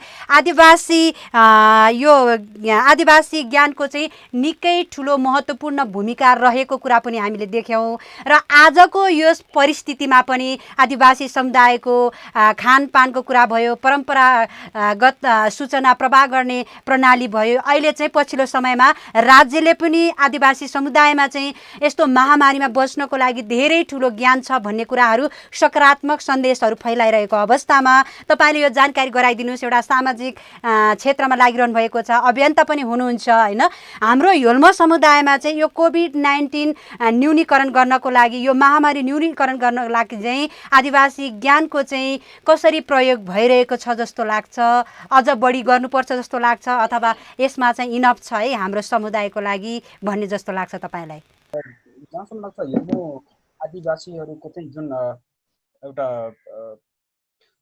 यो पौराणिक कालदेखि नै एउटा आफ्नो छुट्टै एउटा आदिवासीको ज्ञान रहेको थियो, जसको चाहिँ हाम्रो आयुर्वेदिक उपचारको विधिहरू त्यसलाई अब पछिल्लो दिनमा त त्यसलाई निरुत्साहित पारिएको नै छ नै। मैले अघि नै पनि भनिसकेँ, यो विभिन्न त्यो राष्ट्रिय निकुञ्जदेखि लिएर धेरैको कुराले गर्दाखेरि हाम्रो त्यो हर्बल मेडिसिनको एक्सेसबाट नै हामीले टाढी हामीले यो यतिमा मात्र होइन, हाम्रो चाहिँ आदिवासीको चाहिँ एउटा आध्यात्मिक एउटा ज्ञानको लाभ पनि हुन्छ, जसमा चाहिँ अस्ति नै भर्खर पनि हामीले हाम्रै त्यो हिर्मूको गाउँ घरहरूमा चाहिँ मको अघि नै पनि हाम्रो फेरि कुरा के आउँदो रहेछ नि आदिवासी सङ्घ संस्था भन्ने बित्तिकै यो एनजिओ एक्ट हुन्छ नि त्यो गैर सरकारी संस्था ऐन 2034लाई मात्रै मान्ने क्या तब गाउँमै भएको मानिससम्म आमासम्म जुन चाहिँ हाम्रो लामा गोबारले एकदम ऐतिहासिक कालदेखि चाहिँ उहाँहरूको एकदमै धेरै अगाडिदेखि हुन्छ नि गभर्मेन्ट गर्दै आएको एउटा हाम्रो एउटा सामाजिक सङ्घ संस्थाहरू छ उहाँहरूले गरेको कुरालाई पनि हामीले हेर्नुपर्दछ जस्तो त्यहाँ चाहिँ मैले हेर्दाखेरि हाम्रै गाउँमा पनि ब्रह्माण्डमा रहेको सम्पूर्ण प्राणीजन्तको के अरे रक्षा मानव कल्याणको विश्व शान्तिको लागि भनेर उहाँको यो होम देखि लिएर हाम्रो चाहिँ आध्यात्मिक एउटा पाटोहरू रहेको छ त्यसै गरिकन त्यो त्यति मात्रै होइन हाम्रो आफू मात्र होइन प्राणी जगत भनेर चाहिँ जति पनि दिवंगतको लागि यो आत्माहरूको लागि कामना गर्दै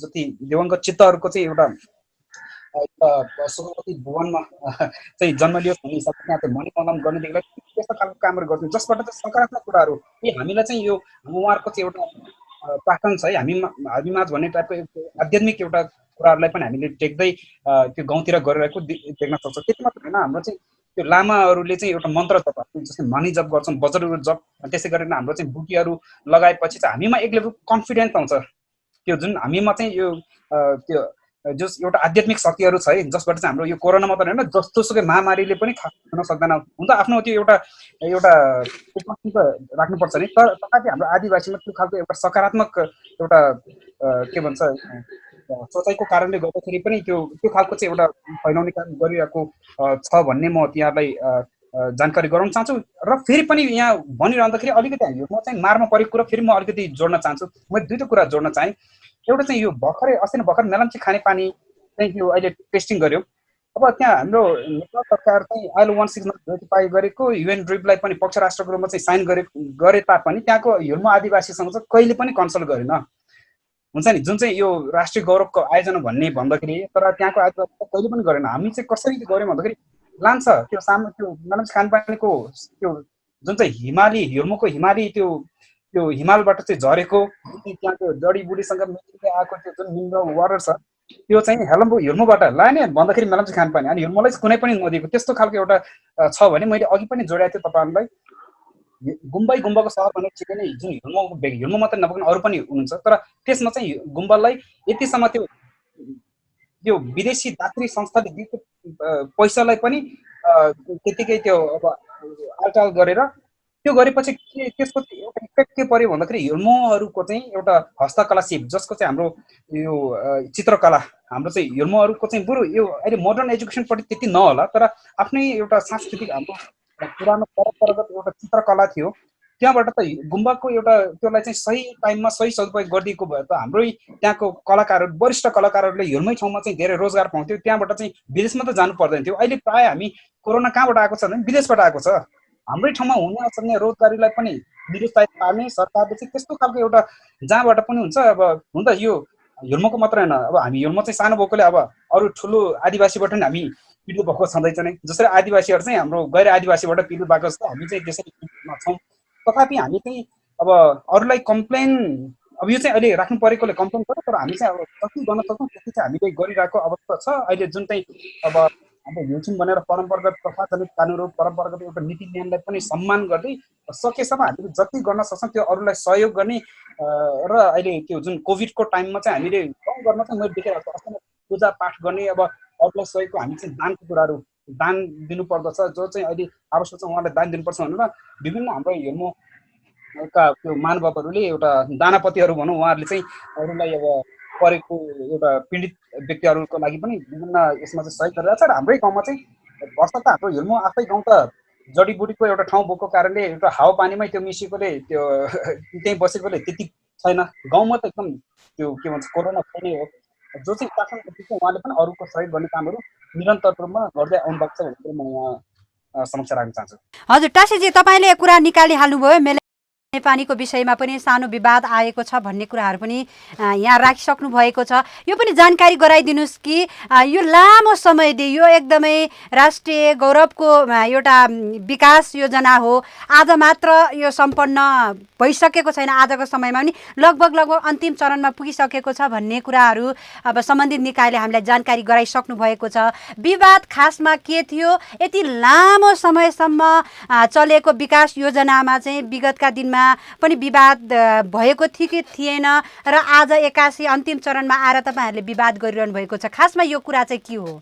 अब नेपालको सन्दर्भमा अन्तर्राष्ट्रिय श्रम सङ्गठन महासन्धि नम्बर 169 हामीलाई त्यसमा रेटिफाई गरेको अवस्था छ। युएन रिपको पक्ष राष्ट्र भइसकेपछि त्यहाँ लेखेको अक्षरश पालन गर्ने हो भने त धेरै कुरा रहेको छ। नेपाल सरकारले यतिसम्म गरेको थियो कि नेपाल सरकारका उप प्रधानमन्त्रीले नै हेर्मो जातिको प्रतिनिधिसँग चाहिँ उहाँले अहिले अनुसारको त्यो सम्पूर्ण के छ त्यो चाहिँ सबै कार्यान्वयन गर्ने भनेर उहाँले के अरे एउटा समझदारी पत्र सम्झौता पत्रमै हस्ताक्षर गरेको अवस्थामा उहाँले केही पनि गरेको छैन। यो त अब त्यति मात्र होइन, हामीले त धेरै अगाडिदेखि यो जतिखेर यो हामीलाई चाहिँ राज्य पक्षबाटै भएको छ भन्नुपर्छ। त्यही जतिखेर उहाँले पहिले रिपोर्ट बुझाउँछ त्यतिखेर त्यो नराम्रो खानेपानीको एरियामा आदिवासी नै छैन भनेर चाहिँ गरेको छ। यो चाहिँ वास्तव भने हिर्मोको लागि मात्र होइन कि सम्पूर्ण अझै पनि त्यो अपहेलना गरेको चाहिँ अवस्था रहेको छ। अनि त्यो पछि चाहिँ हाम्रो चाहिँ अब हामी चाहिँ त्यो विकास विरोधी त होइनौँ, हामी त दान गरिरहेछौँ। अहिले हामी कोभिडमा कसरी दान गरिरहेछौँ, हाम्रै प्राकृतिक स्रोत हाम्रो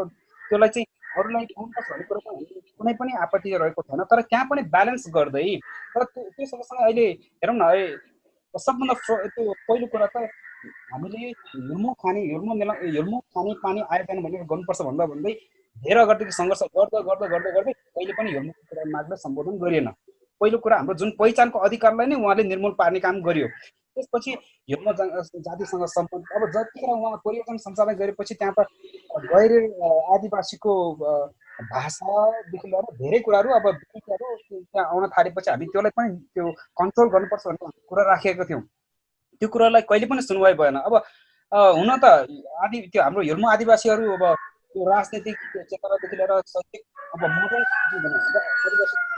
मोडर्न एजुकेसनभन्दा अलिक टाढा कारणले गर्दाखेरि पनि त्यस्तो पहुँचमा पुग्न नसकेको हुन सक्छ। तर यो कुरा चाहिँ केवल अहिले हामीले विवाद मात्र उठाएको होइन, यो संयुक्त राष्ट्र सङ्घसम्म हामीले पुऱ्याएको कुरा थियो। तर यसमा चाहिँ अब राज्यले कुण्ठित पार्ने कामहरू भएर अब योलाई नेपाल सरकार सम्झौतै गरेको छ भनेपछि हस्ताक्षर गरेछ भनेपछि योभन्दा ठुलो कुरा त अहिले आएर गरेको कुरा त होइन। टासीजी, यसको विषयमा विस्तृत रूपमा हामी अर्को एपिसोडमा कुराकानी गर्नेछौँ। हामी कार्यक्रमको अन्तिम चरणमा पुगिसकेका छौँ। अन्तिममा यो जानकारी गराइदिनुहोस् कि कोभिड-19 अन्त्य भएको छैन, दिन प्रतिदिन सङ्क्रमित हुने सङ्ख्याहरू पनि बढिरहेको छ। नेपालमा झन् पछिल्लो समयमा सङ्क्रमितको सङ्ख्या वात्तै बढिरहेको अवस्था छ। अब चाहिँ हामीले यसको न्यूनीकरण गर्नको लागि हाम्रो समुदायमा चाहिँ कस्तो किसिमको कदम उठाउनु पर्छ जस्तो लाग्छ? हिर्मो आदिवासीहरूको सवालमा मैले अघि पनि यहाँलाई त्यो जानकारी गराइहालेँ। अब हाम्रो हिर्मोकै ठाउँमा चाहिँ अहिले हेलम्बु गाउँपालिका पर्दछ। हिर्मोको मूल अहिले हेलम्बुको त्यो मात्र होइन, रोसवा नुवाकोटसम्म पनि रहेको छ। हिर्मो आफैमा चाहिँ हिर्मोकै जनप्रतिनिधि निर्वाचित भएकै कारणले प्रत्येक घरमा गएर उहाँले हरेक व्यक्तिको चाहिँ स्वास्थ्य परीक्षण गरेर अहिले कोभिड-19 को त्यो नभएसम्म त्यो निर्मूल नभएसम्मको लागि चाहिँ निःशुल्क औषधि वितरणको कार्य गरेर चाहिँ त्यो दुःख रोगी समेतलाई गरेर त्यो भनेपछि हाम्रो चाहिँ जतिखेर आदिवासीको चाहिँ नेतृत्व तहमा एकदमै प्रभावकारी काम गर्दो रहेछ भन्ने ज्वलन्त उदाहरण यसपालि प्रस्तुत गरेको छ। अनि त्यसै गरी हामीले पनि अहिले हिर्मो सञ्चार समूहले पनि त्यहाँ हामी सपोर्ट गर्ने कामदेखि लिएर हिर्मो सञ्चार समूह त नभए हिर्मोको विभिन्न संस्थाहरू पनि हाम्रो प्रयोग गरिरहेका छौँ। र त्यही अब अहिले जति अब गाउँघरकै सामाजिक संस्थाहरूदेखि लिएर अब काठमाडौँमा भएको अब राष्ट्रिय स्तरको हिर्मोको संस्थाहरू पनि आफ्नो भूमिका निर्वाह गरिरहेको छ भन्ने कुरा राख्न चाहन्छु। हामीले चाहिँ अहिलेसम्म चाहिँ यो पेयुल हिर्मो कार्यक्रमबाट पनि हामीले धेरै कुराहरू गरिसकेका छ। यो लकडाउनको अवधिभरिमा अघि नै मैले भनिसकेँ कि हाम्रो हिर्मो सञ्चार समूहबाट पनि विभिन्न यो के अरे कोभिड-19सँग आवश्यक सामग्रीहरू वितरण कार्यदेखि लिएर हिर्मो भाषाबाटै अहिलेको युथ जेनेरेसनहरूले चाहिँ अब के अरे अन्य भाषाहरू बोल्ने पढ्न सक्ने भएको हुनाले चाहिँ नेपाल सरकारले निर्माण गरेको र अन्तर्राष्ट्रिय भाषाबाट निर्माण गरिएको यो जनचेतनामूलक कार्यक्रम के हो तिनीहरू चाहिँ बुझ्ने भएको हुनाले चाहिँ आवश्यक नपर्ला। तर हामीभन्दा अग्रज जो अन्य भाषा बोल्न सक्नुहुन्न, हिर्मो भाषा मात्र बोल्नुहुन्छ, उहाँहरूको लागि त यो कोभिड-19 को बारेमा त जानकारी त दिनु एकदम धेरै आवश्यकता भएको देखेको हुनाले चाहिँ हामीले चाहिँ हाम्रो यो हिर्मो सञ्चार समूह र पेयुल हिर्मोको टिमले चाहिँ हाम्रो यो कोभिड-19 को बारेमा चाहिँ ह्योल्मो भाषाबाटै विस्तृत रूपमा चाहिँ यो जानकारीहरू ह्योल्मो भाषाबाटै निर्माण गरेर चाहिँ प्रसारण गर्ने कामहरू भइरहेको छ र आउँदो दिनहरूमा पनि हामीले चाहिँ यो कार्यलाई चाहिँ निरन्तरता दिएर चाहिँ अबको युवा पुस्ताहरूलाई पनि हामी अझ यसलाई इन्भल्भ गराएर हाम्रो भाषा संस्कृति सबैलाई सम्पूर्ण यो रीतिरिवाजलाई संरक्षण गर्दै यो कोभिड-19सँग चाहिँ हामी हाम्रो ह्योल्मो समुदाय अघि नै उहाँहरूले जानकारी दिइसक्नु भएको छ। हाम्रो ह्योल्मो समुदायको चाहिँ अहिले हालसम्मको त्यो राष्ट्रिय जनगणना तथा स्वास्थ्य मन्त्रालयको यो तथ्याङ्क अनुसार चाहिँ नेपालमा चाहिँ 35 जनाले चाहिँ मृत्युवरण गरिसक्नु भएको छ यो कोभिड-19 को कारणले। भाग्यवश हाम्रो ह्योल्मोभित्र चाहिँ त्यस्तो कोही पनि छैन र आउँदो दिनमा पनि हामी त्यस्तो कोही नहोस् भनेर चाहिँ प्रार्थना गर्न चाहन्छौँ र त्यसको लागि चाहिँ हामी जतिसक्दो हाम्रो ह्योल्मो सञ्चार माध्यमबाट चाहिँ हामीले जसरी हुन्छ हामीले हाम्रो क्षमताले भ्याए अनुसार चाहिँ हामीले त्यसलाई चाहिँ निरन्तरता दिने एउटा बाचा पनि यही माझबाट गर्दै आशा राखेका छौँ र सम्पूर्ण ह्योल्मोहरूले पनि हामीलाई यो साथ र सहयोग दिनुहुनेछ भनेर चाहिँ। अब अहिले जुन किसिमको समसामयिक यो अहिले महामारी कोभिड-19 को सवालमा चाहिँ हामी धेरै सजग हुनुपर्छ। विगतको दिनहरूभन्दा हामी स्वास्थ्यप्रति र यो हाइजिन मेन्टेन गर्ने प्रति एकदम हामीले आफूलाई जहिले पनि तयार सजग रहनुपर्छ। जुन किसिमले चाहिँ अहिले अब इन्डियाबाट चाहिँ जुन ल्याइती गरेर आएको जुन करोडौँ मूल्यको चाहिँ सागसब्जीहरू विषादीबाट त हामी पीडित छँदै छौँ, चाइनाबाट ल्याउने विषादीहरूबाट पीडित छँदैछौँ र त्यसमाथि पनि अझ यो कोभिड-19ले गर्दाखेरि अझ जुन यो अहिले मध्यमवर्गीयदेखि लिएर हुँदा खानेहरूदेखि लिएर सबैलाई चाहिँ अब खानपानको लागि जुटाउने एकदम गाह्रो छ र यो सवालमा चाहिँ तपाईँको जुन किसिमले फेरि यो कोभिड-19 को जुन भाइरस छ त्यो एकदम सर्ने चाहिँ छिटोभन्दा छिटो र समुदायमा फैलिने एकदम डर भइसकेको छ र अहिले स्वास्थ्य मन्त्रालयले पनि जुन काठमाडौँभित्र रहेको ढलमा पनि अब यस्तो भाइरसहरू देखियो भनेर जुन मन्त्रालयबाट नै सूचना गरिरहेको अवस्था छ। जुन समुदायमा फैलियो भने एकदम भयावह अवस्था हुन सक्छ, हाम्रो कन्ट्रोलभन्दा बाहिर हुन सक्छ भन्ने कुराहरू छ। त्यो भएको कारणले गर्दाखेरि हामीले सकेसम्म हामी जुन क्षेत्रमा काम गरिरहेछौँ, अब अर्ग्यानिक क्षेत्रमा काम गरिरहेको छ भनेपछि हामीले अब तपाईँहरूको नजिक यदि हाम्रो यो एउटा प्रत्येक शनिबार अर्ग्यानिक कृषि बजार हिसाबले चाहिँ हामीले अर्ग्यानिक मार्केटहरू चलाइरहेछौँ। बौद्धमा चाहिँ हाम्रो आफ्नै आउटलेटहरू छ, हिमगिरी अर्ग्यानिक हब भनेर, र हाम्रो जति पनि अर्ग्यानिक प्रोडक्टहरू छ हाम्रो चाहिँ हाम्रो आफ्नो काठमाडौँ वरिपरि अब अहिले त बाहिरबाट आउने कुनै माध्यमहरू त्यति सहज नभएको हुनाले काठमाडौँ, भक्तपुर अनि ललितपुर त्यहाँतिरको चाहिँ कृषक सदस्यहरूबाट चाहिँ हामीले कलेक्ट गरेर हामीले चाहिँ त्यो सर्भ गरिरहेका छौँ। अनि त्यसपछि शनिबार मार्केट चलाइरहेका छौँ। यसरी जुन सकेसम्म चाहिँ हामीले विषादी रहित खाने, अर्ग्यानिक खाने र त्यसमा ल्याए पनि अब भनौँ न अर्ग्यानिक त आफै विषादी रहित भइहाल्यो, तर ल्याउँदाखेरि बाटोमा भनौँ न गाडीहरूमा कसैले अब टच गरेर त्यसरी चाहिँ सङ्क्रमित मान्छेहरूले टच गर्न सक्छ भनेर त्यो ल्याइसकेपछि हामीले 24 घण्टा अथवा सक्छ भने 2 दिन जति छुट्टै स्टोरमा राखेर अनि त्यसपछि मात्र खानाहरू चलाउने, जुन प्रोडक्टहरू त्यसरी चाहिँ युज गर्ने। अनि त्यसपछि तपाईँको केही नभए नि घरेलु एउटा नुन पानीमा डुबाएर भए पनि केही घन्टा डुबाएर राखेर अनि त्यसपछि सब्जीहरू खाने र प्लस विशेष गरिकन चाहिँ मान्छेले व्यवस्था गरेको चाहिँ त्यही पैसाहरूबाट हरेक चिज चाहिँ तपाईँको एकदम मेन्टेन गरेर पन्जा लायो, मास्क लायो, हरेक त्यो पैसा गएर चाहिँ फेरि राख्दा आफ्नो जेबमै हुन्छ, अल्टीमा हुन्छ, पर्समा हुन्छ। त्यो भएर त्यो पैसाबाट धेरै सर्न सक्ने पनि एउटा डर भएको हुनाले त्यो पैसालाई पनि एकदम सुरक्षित तरिकाले राख्ने। त्यसपछि सक्छ भने त अब कसै हाम्रो सदस्यहरूले त उहाँहरूले त पुरा सर्फमै पैसाहरू भनौँ न धोएरै सुकाएरै त्यस्तो पनि गर्नुभएको छ। यो कोभिड-19 भनेको हामी सबैको एउटा भनौँ न समस्याको रूपमा अहिले आइरहेको भएको कारणले गर्दाखेरि चाहिँ अब हामीले जुन स्वास्थ्य मन्त्रालयहरूबाट दिनुभएको जुन निर्देशनहरू छ, यो सेफ्टी मेजरहरू हामीले जुन पालना गर्नुपर्छ त्यो चाहिँ हामीले गर्नै पर्छ। किनभने मास्क अनिवार्य लगाउनु, किन अहिले कुरा आइरहेछ कि हावाबाट पनि सर्छ भन्दा यो अलिक भयावह नै सुनिरहेछ।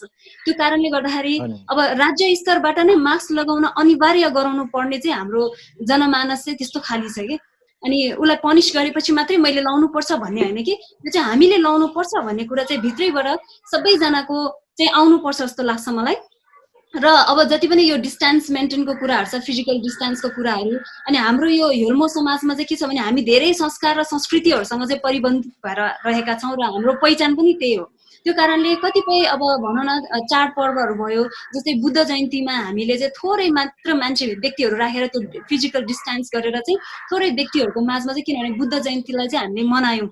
त्यस्तै गरेर अरू अरू भनौँ न अब मर्दा पर्दाखेरि घेवाहरू हुन्छ, हाम्रो पूजाहरू हुन्छ, त्यसमा पनि अब सबै व्यक्तिहरूलाई नबोलाइकन चाहिँ अब थोरै मात्र व्यक्तिहरूलाई बोलाएर डिस्टेन्स मेन्टेन गरेर, अनि यो जुन सेनिटाइजहरू गर्ने, ग्लोभ्स लगाउने, मास्क लगाउने, ती कुराहरूलाई पनि ख्याल गर्दै हामीले यदि त्यो हाम्रो कल्चरको कुराहरू, संस्कार संस्कृतिहरूलाई पनि हामीले गर्दै लाने हो भने चाहिँ त्यो दुवैलाई चाहिँ अब कस्तो भन्छ नि, हाम्रो संस्कार संस्कृति पनि रहिरहने र त्यो कोभिड-19सँग पनि हामीले त्यसलाई चाहिँ कोप गर्दै लान सक्ने, त्यस्तो खाली चाहिँ हामीले सबैजनाले चाहिँ यसरी चाहिँ मेन्टेन गर्दै लानुभयो भने सायद हाम्रो यो संस्कार संस्कृतिहरूलाई चाहिँ अलिकति इम्प्याक्ट नहोला भन्ने चाहिँ मलाई लाग्छ। अनि अर्को कुरा चाहिँ अब अघि अगाडि पनि हाम्रो वक्ताहरूले भन्नुभयो, हाम्रो भाषाबाट पनि अब हेल्मो आदिवासीको कुरा गर्दाखेरि चाहिँ जसले चाहिँ नेपाली र अङ्ग्रेजी भाषा बुझ्नुहुन्न उहाँहरूको लागि चाहिँ हामीले हेल्मो भाषाबाट नै हेल्मो मिडिया ग्रुप अनि हाम्रो यो फेयुल हेल्मो टेलिभिजन जुन इन्डिजिनियस टेलिभिजनबाट नै प्रसारण भइरहेको छ, त्यस मार्फत पनि हामीले कोभिड-19सँग चाहिँ कसरी आफू सुरक्षित रहने भन्ने कुराहरू चाहिँ जानकारीहरू हामीले पठाइरहेका छौँ। र जुन यो कोभिड-19को कुरामा चाहिँ कस्तो पनि हुँदो रहेछ भने यो रोगसँग लड्नको लागि चाहिँ खानपान मात्र नभएर एउटा आध्यात्मिक कुरा भयो, यो जुन भित्री भनौँ न हाम्रो यो सेल्फ सेटिस्फ्याक्सन भनौँ, एउटा साथ र सहयोग चाहिँ एकदमै आवश्यक छ। जब कुनै व्यक्तिको आर्थिक स्थिति कमजोर छ भने उसलाई चाहिँ भएकोले चाहिँ नभएकोलाई अलिअलि सहयोग गरिदिने, उहाँहरूलाई चाहिँ मेडिकल सप्लाइजहरू दिइदिने, त्यो किसिमको चाहिँ हामी समुदायमै मिलेर चाहिँ यदि हामी सबैले गर्न सकेको खण्डमा चाहिँ कोही पनि यो कोभिड-19बाट चाहिँ एकदमै विक्षिप्त हुनुपर्छ जस्तो चाहिँ मलाई लाग्दैन र हामी सबैले यसलाई मिलेर चाहिँ लड्न सक्छौँ भन्ने चाहिँ म सन्देश दिन चाहन्छु। यो कोभिड-19 भन्ने जुन भाइरसको नाम राखेको छ यो अब संसारबारे नै पिरालेको छ यसले। र यस्तो म अब यो एज पनि 60 अगाडिमा पुग्न लाग्यो, अहिले म 59मा टेक्दैछु र मैले यो सुनेको पनि थिएन अहिलेसम्म यो मेरो लाइफमा। यो मतलब पहिलाको पुर्खौलीहरूले चाहिँ यो हाम्रो भाषामा चाहिँ यम यम भन्दो रहेछ त्यो भाइरसलाई। जस्तै यम भनेको मियम भनेको चाहिँ मान्छेलाई पिराल्ने र पशुले पनि पिराल्ने, चाहिँ त्यो पशुको यम भनेर चाहिँ त्यो पशुहरू चाहिँ अब गाई बस्तुहरू पाल्ने, अनि छारा भयो भने चाहिँ यो यमगितो भनेर चाहिँ हामीले त्यो गाली गरेको चाहिँ सुनेको थियो। त्यो भनेको चाहिँ कसो भने त्यो भाइरसको बात भनेको रहेछ, जस्तै यो पशुहरूलाई हो। अब त्यही कारणले अब अहिले चाहिँ तपाईँको धेरै नै अब यो पिरालेर आएको यो डरलाग्दो यो रोग चाहिँ यो न आँखाले देख्नु न छामेर चाहिँ भेट्नु त्यस्तो रोग आएको अवस्थामा अब यो अहिले 3 महिनाको चाहिँ जुन यो लकडाउन यो आबादीमा चाहिँ मैले के अनुभव गरेँ भने तपाईँको यो धेरै जस्तो खानापिनबाट चाहिँ हामीले एउटा बचाउनु पर्ने रहेछ। र लकडाउन सरकारले जुन लागू गर्यो त्यसमा चाहिँ तपाईँको त्यो लकडाउनको अवधिमा चाहिँ भित्र बसेर सबैजनाले चाहिँ त्यो बुझेर गरिदियो खण्डमा चाहिँ एकदम नै राम्रो चाहिँ उपाय चाहिँ त्यो रहेछ। अब अहिलेसम्म औषधि पनि निशा छैन, वैज्ञानिक के अरे यो नासाहरू छ, कसैले पनि यो औषधि निकाल्न सकेको छैन भन्ने कुरो चाहिँ यो अहिले सञ्चार माध्यमबाट चाहिँ हामीले सुन्नु पाएको छ। र यसमा अब बचाउने उपाय भनेको चाहिँ मैले देखाएको चाहिँ अघि उहाँहरूले भने जस्तो अब यो मास्क लाउने अनि सेनिटाइजर लाउने, अनि त्यसपछि अब सकेसम्म चाहिँ घर बाहिर ननिस्किने। अब घर बाहिर ननिस्किने भन्दाखेरि तपाईँ अब 3-4 महिना अब 1 हप्तासम्म भएको भए 1 महिनासम्म भएको भए सायद रासिन पानी थुपारेर अथवा सब्जीहरू पनि लिएर फ्रिजमा राखेर चाहिँ हामीले खान सक्ने अवस्था थियो। र यो धेरै लम्बिएको हुनाले चाहिँ अब बाहिर निस्किनै पर्ने बाध्यता भएकोले तपाईँको सब्जी त ल्याउनै पर्यो, रासिन पानी ल्याउनै पर्यो। अब त्यो ल्याउँदाखेरि पनि सामाजिक डिस्टेन्स गरेर सकेसम्म हामी पालन गर्न खोज्छौँ, तर अरूले नबुझेको कारणले हामी जहाँ सब्जी किन्नु लाग्छ त्यहीँ ताँखेर आउने, हामी सकेसम्म हामी भाग्नु खोज्ने, त्यस्तो पनि गरेर चाहिँ हामीले त्यो गरिरहेको छ।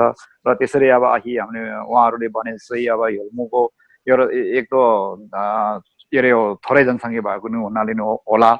र अहिलेसम्म हामीले चाहिँ सङ्क्रमित हेल्मोको समाजमा चाहिँ समाजको व्यक्तिलाई चाहिँ सङ्क्रमित भएको भन्ने कुरा पुष्टि हामीले सुन्नु पाएको पनि छैन र सुन्नु नपाओस्।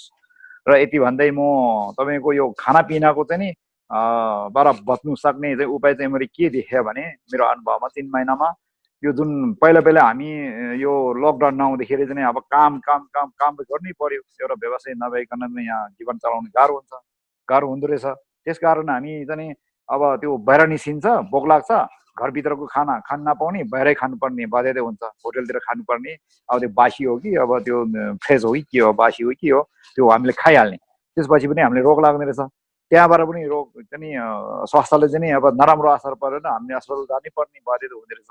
भनेपछि मैले चाहिँ यो खानापिनाको चाहिँ घरभित्र खाएको खाना र बाहिर खाएकोमा त्यति चाहिँ फरक रहेछ भन्ने कुरो चाहिँ योबाट चाहिँ मैले अनुभव पायो। र अर्को कुरा अब यो जुन 3 महिनाको आबादीमा अहिलेसम्म हाम्रो फ्यामिलीभित्रमा यो खानपिनाले हो कि भित्र बसेर हो कि अब केले हो, रुवा समेत पनि लागेको छैन। हजुर, आज हामीले कार्यक्रममा विशेष गरेर योल्मो समुदायमा कस्ता किसिमका असरहरू परिरहेको छ र कसरी अगाडि बढ्न सकिन्छ, आगामी दिनमा यो कोभिड-19बाट बच्नको लागि हामीले के प्रक्रियाहरू अपनाउन सकिन्छ, कुन विधिबाट जाँदाखेरि हामी बच्न सकिन्छ भन्ने विषयमा छलफल गऱ्यौँ। पक्कै पनि योल्मो समुदायलाई यो सन्देशले केहीसम्म लाभान्वित पुर्याउने छ भन्ने आशा गर्दै कार्यक्रम अवधिभर साथ दिनुहुने तपाईँ सम्पूर्णलाई धेरै धेरै धन्यवाद दिँदै भोलि यही समय यही बेला नयाँ अतिथि नयाँ विषय वस्तुको साथमा हामी उपस्थित हुनेछौँ। तबसम्मको लागि म लगायत मेरो सम्पूर्ण युनिटलाई आज्ञा दिनुहोस्। नमस्कार।